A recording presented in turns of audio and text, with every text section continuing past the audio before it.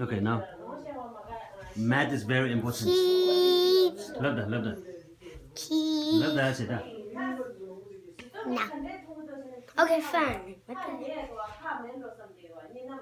Math is very important because you need to keep like track of time, how long you're gonna build this. Like this, today we're done finish. We're finished building this building, or in 7 days, or in a week.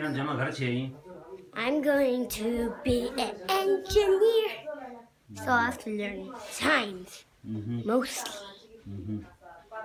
And that means I should know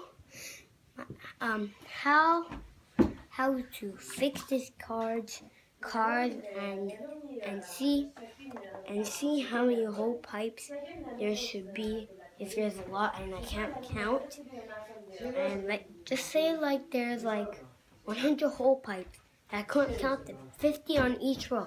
I count the one lane, not the other. I said 1, 2, 3, 4, 5, 6, 7, 8, 9, 10. Then 49, 50. Then I won't count the other lane. I have this